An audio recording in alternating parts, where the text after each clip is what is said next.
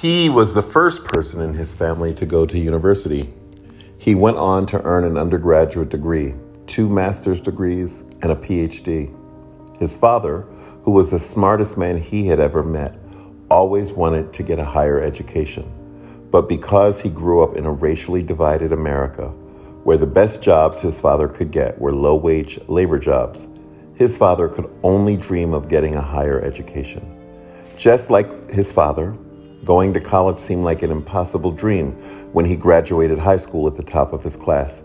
So his father told him that the best thing he could do was enter the Army. He was like so many Americans whose pronouns are non-white, immigrant, and poor. After 20 years of honorable service in the U.S. Armed Forces and the government, his father retired and began a second career working for the Veterans Administration. After 20 more years of service to the U.S. government, his father, who raised a family with a stay-at-home wife and excellent credit, retired after 42 years of dedicated service to his country, the government, with a top salary of $22,000 per year.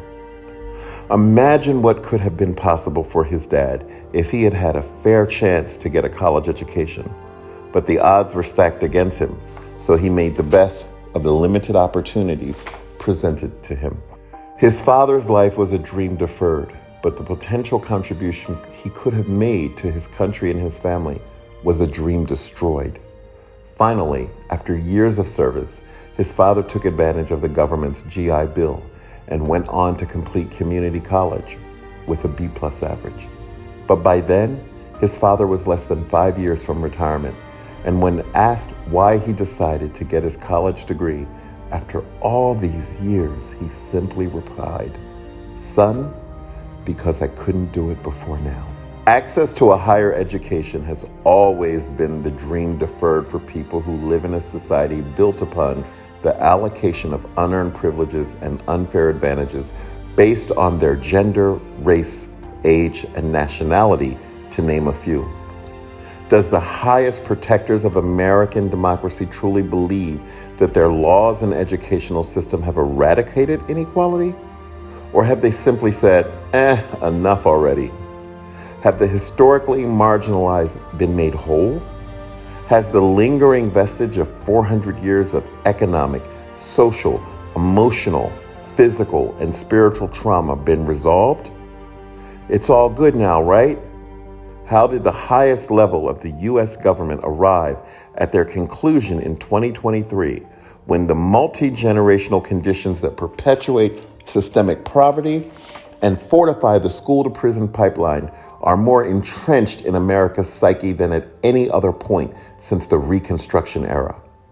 People of all hues, races, religions, and genders go into great debt each year in the United States of America for the opportunity to secure a university education in the hopes that it will better position them to achieve their American dream. How many times can a dream be deferred before it becomes a nightmare? There are other things to consider. The recent and rapid advances in artificial intelligence and the growth of robotics technology will soon outpace the need for humans in the workplace. And who do you think will be impacted first?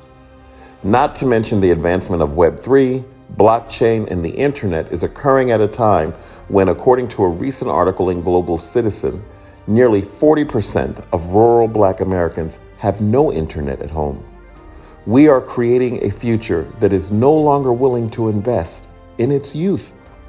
Is that as obvious for you as it is for some of us? Facing change is never easy, but ignoring it is not the solution. James Baldwin once said, "Not everything that is faced can be changed, but nothing can be changed until it is faced." Baldwin's wisdom resonates deeply at this moment for the legacy of the American dream, the world we live in today, and the future we are creating. So America, the deed has been done, but I encourage you to think more beautifully about America and her children's future. When considering any threat to the achievement of the American dream for everyone, here are some things to consider now that we have decided to limit and narrow the requirements of affirmative action policies in the U.S. educational and university systems. 1. Reduced diversity. One concern is that without affirmative action policies, there may be a decrease in the diversity of student populations within educational systems. Affirmative action has traditionally aimed to address historical inequalities and promote equal opportunities for underrepresented groups.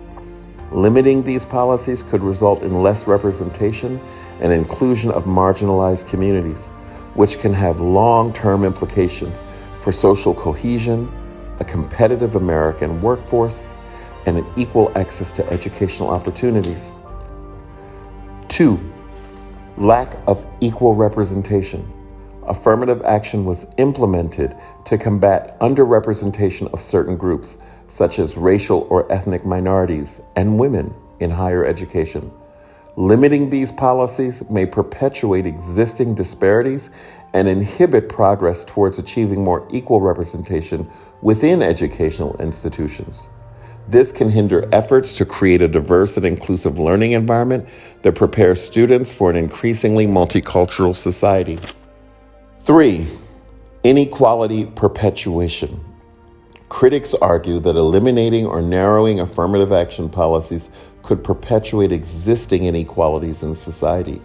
By removing measures designed to address historical disadvantages and promote equal opportunities, there is a risk of reinforcing systemic barriers that hinder the social and economic mobility of marginalized groups. This may result in a perpetuation of disparities and hinder efforts toward achieving a more equitable and just society. Turning a blind eye not only makes us blind, it makes us numb. 4. Impact on educational quality. Affirmative action policies contribute to a more diverse and inclusive educational environment that exposes students to different perspectives and experiences. Removing or eliminating these policies may impact the overall educational quality by reducing the diversity of viewpoints and hindering cross-cultural understanding and dialogue. This can impact the educational experience and preparation of all students for a globalized and diverse world. And 5. Legal and ethical concerns.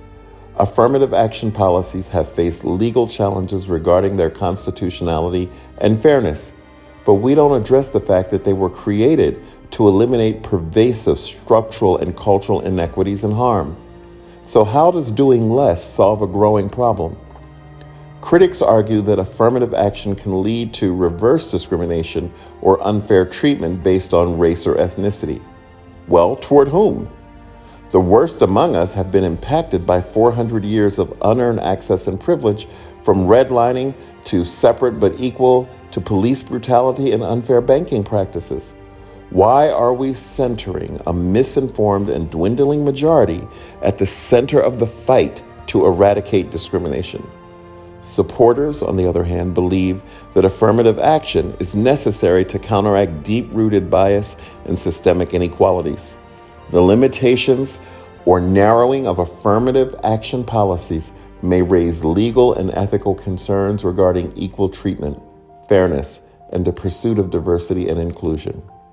Let's close by going back to our beginnings, to the Mayflower, to the great white men who discovered fertile land with an established civilization of brown people we now call the United States of America.